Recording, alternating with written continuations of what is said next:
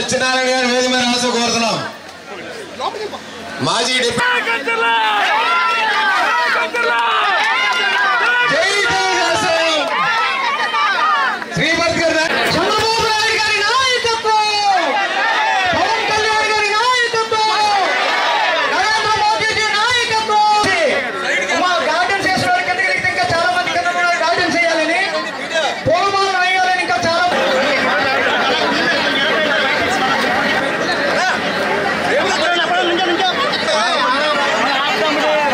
జనాలందరూ కూడా తండోపతండాలందరికీ మరి మనందరి నాయకుడు ఆయన తూర్పు నుంచి అభ్యర్థిగా నిల్చున్న వెలగపూడి రామకృష్ణ బాబు గారికి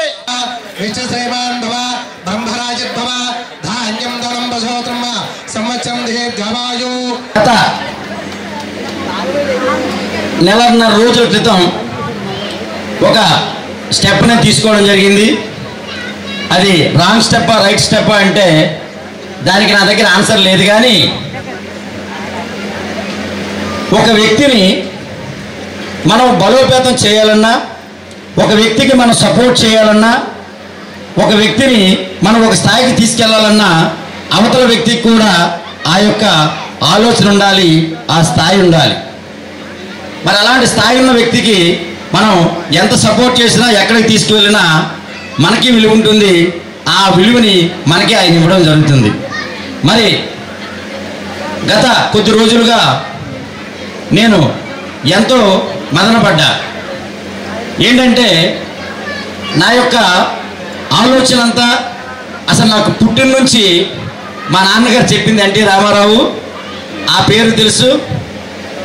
ఆ తరువాత ఆయన పాటలనే విని ఆయన సినిమాలనే చూసేవాడిని. ఆ తర్వాత నేను బాలకృష్ణ గారి వీరాభిమానిగా నేను ఉంటూ లాస్ట్ ఒక్క నెల అది ఒక నా కళ అనుకుంటే టోటల్ నా జీవితం అంతా తెలుగుదేశంతోనే నడిచింది. ఇక నుంచి నా జీవితాంతం తెలుగుదేశంలోనే నా నడకంతా ఉంటుందని మనసావాచ తెలియజేస్తున్నా. మరి ముఖ్యంగా ఈరోజు తెలుగుదేశం పార్టీ అంటే పేదల పార్టీ. ఎవరు ఎన్ని చెప్పుకున్నా ఏం చేసినా తెలుగుదేశం పార్టీ ద్వారా ఈరోజు మన అభ్యర్థి ఎవరైతే వెలగపూడి రామకృష్ణ బాబు గారు ఉన్నారో ఆయనకి ఒక మంచి అలవాటు, ఈరోజు నియోజకవర్గంలో ఆయనకు ఒక మంచి పేరుంది. ఏంటంటే ఎంతమందిలో ఒక మనిషి ఉన్నా ఆయన్ని పేరు పెట్టి పిలవగల శక్తి ఈ విశాఖపట్నంలో నాయకుల్లో ఒక వెలగపూడి రామకృష్ణ బాబు గారికే ఉంది. ఆయన ఎవరికి ఏం చేశారో చేయలేదో అది పక్కన పెడితే ప్రతి ఒక్కరూ కోరుకునేది ఆప్యాయత. ఆ ఆప్యాయతని ఇవ్వగలిగే వ్యక్తి మన వెలగపూడి రామకృష్ణ బాబు గారు. ఇది ఏ పార్టీ వాళ్ళైనా అది ఒప్పుకొని తీరాల్సిందే.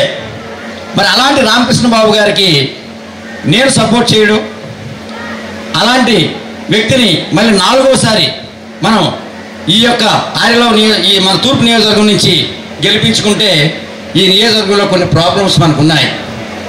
ఆయన మరి ఎంత కష్టపడినా 3 సార్లు గెలిచిన దాంట్లో ఒక్కసారి మాత్రమే ఆయన అధికారంలో ఉండడం జరిగింది. చాలామందికి ఈ విషయం తెలియాలి కూడా. రోజులంటే అసలు వెళ్ళినట్టే కాదు, కొంత బాధపడినట్టు అంతే. ఆ బాధ అనేది ఇవాళ తగ్గింది. సో ఇవాళ కంచర్ల అశోక్రావు గారిని మళ్ళీ టీడీపీలో తిరిగి ఆహ్వానించడం జరిగింది. ఆయనతో పాటు సత్యనారాయణ గారు మాజీ డిప్యూటీ మేయర్గా చేశారు. అండ్ పారిపల్లి రామారావు గారు పారిపల్లి రామారావు గారు ఇంకా ఇతర సంఘాల నుంచి అందరూ, అంటే మరి అచ్యుతరావు గారు అన్నారు ఇంచుమించి 3000 మంది మళ్ళీ తిరిగి టీడీపీలో వైఎస్ఆర్సీపీ పార్టీ నుంచి వస్తున్నారని. మరి నిజంగా 3000 మంది వైఎస్ఆర్సీపీ నుంచి వస్తున్నారంటే మరి జనాల్లో పల్స్ ఎట్లా ఉందో అందరూ ఒకసారి గమనించగలరు. ఇవాళ రాష్ట్రాన్ని అంధకారంలో తీసుకెళ్ళిపోయారు. అక్కడ ఉన్న వాళ్ళు కూడా నాయకులు ఏంటంటే వాళ్ళ రాజకీయ భవిష్యత్తు కాపాడుకోవడానికి కొంతవరకు పనిచేస్తున్నారు, కానీ కొందరు ఆల్రెడీ ప్రెడిక్ట్ చేస్తున్నారు అది ఎలక్షన్స్ వరకే. అక్కడ గౌరవం లేదు, అక్కడ వాళ్ళు పని చేయలేకపోతున్నారు, జనాలకి హెల్ప్ చేయలేకపోతున్నారు. June 4 తర్వాత ఎంత తొందరగా వైఎస్ఆర్సీపీ పార్టీలో ఉన్న నాయకులు కార్యకర్తలు చెదిరిపోతారో మనందరం చూడబోతున్నాము. ఇవాళ ఇక్కడ వెలగపూడి రామకృష్ణ బాబు గారు 3 టర్మ్లు నిత్యం ప్రజల్లో ఉండి గవర్నమెంట్ ఉన్నా లేకపోయినా, ఎందుకంటే ఈ 3 టర్మ్లో ఒకటే టర్మ్ గవర్నమెంట్ ఉంది. సో 9 నుంచి 14 తెలుగుదేశం ప్రభుత్వం లేదు, 19 నుంచి 24 ప్రభుత్వం లేదు. అయినా సరే ప్రజలందరూ ఆయనకు ఓటేస్తున్నారు అంటే జనాల్లో ఆయనకున్న నమ్మకం మనందరం ఆదర్శవంతంగా తీసుకోవాలంటే నేను కూడా, ఎందుకంటే మొదటిసారి పోటీ చేసి ఓడిపోయాను కాబట్టి ఒకసారి గెలిస్తే పూర్తిగా వెలుపుడి గారి స్టైల్లోనే వెళ్ళకపోవచ్చు, కానీ కొంతవరకు ఎందుకంటే ఆయన ఒక ఎమ్మెల్యేగా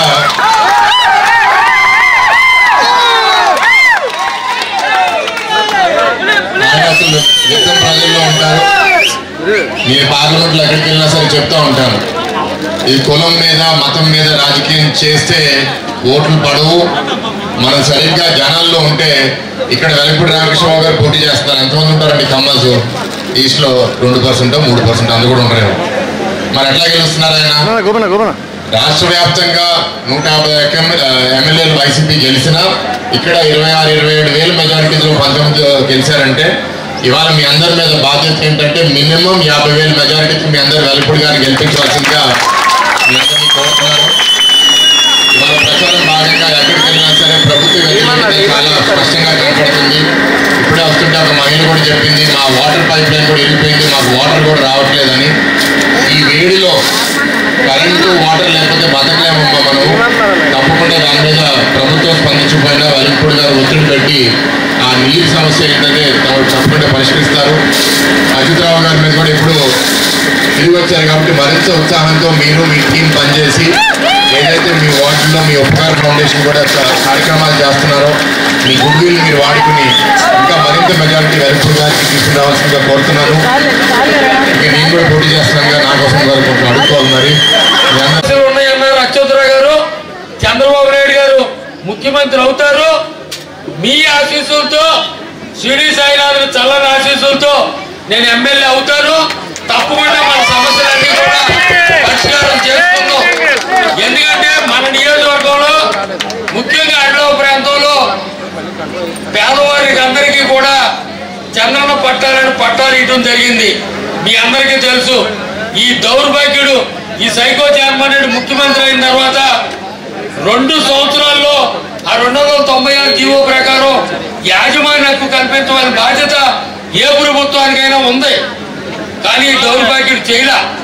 మనం ఇచ్చిన పట్టాలే కాబట్టి చంద్రబాబు నాయుడు గారు, పవన్ కళ్యాణ్ గారు ఆధ్వర్యంలో ఆ పట్టాలన్నిటికీ కూడా యాజమాన్య హక్కు కల్పించే బాధ్యత మా 3 పార్టీలదని మీ అందరికీ తెలియజేసుకుంటాం. అదే రకంగా సింహాచలం భూ సమస్య కూడా 229 జీవో చంద్రబాబు నాయుడు గారి నాయకత్వంలో ఇవ్వటం జరిగింది. దాన్ని కోర్టులో కేసు వేసింది ఎవరంటే మన చిన్నమూర్షిడి వాడు దొంగస్వామి. ఆ చిన్నమూర్షిడి వాడు దొంగస్వామి దగ్గరికి సైకో జగన్మోహన్ రెడ్డి వస్తాడు, కానీ దగ్గరలో ఉండవా అప్పన్న బాబు ఆలయానికి రాడు. ఆ దొంగస్వామి దగ్గరికి వెళ్ళి కేసు పరిష్కారం చేసి ఆ కొండవాళ్ళ ప్రాంతంలో ఉన్న పేద ప్రజలను రక్షించవలసిన బాధ్యత ఈ జగన్మోహన్ రెడ్డి మీద ఉంది. కానీ 5 సంవత్సరాల నుంచి ఏం చేయలేదు. ఆ జీవోను పునరుద్ధరించి ఆ కేసును న్యాయపరంగా పరిష్కారం చేసి చంద్రబాబు నాయుడు గారు, పవన్ కళ్యాణ్ గారు, నరేంద్ర మోడీ గారి ఆశీస్సులతో ఆ సింహాచలం భూ సమస్య కూడా వెంటనే పరిష్కారం చేయడం జరుగుతుంది. High viewers, Vizag vision channel ని సబ్స్క్రైబ్ చేసుకోండి. మా ఛానల్ అందిస్తున్న జాతీయ అంతర్జాతీయ స్థాయి వార్తా విశేషాలు నోటిఫికేషన్స్ కోసం ఇక్కడ కనిపిస్తున్న బెల్ ఐకాన్ ని క్లిక్ చేయండి.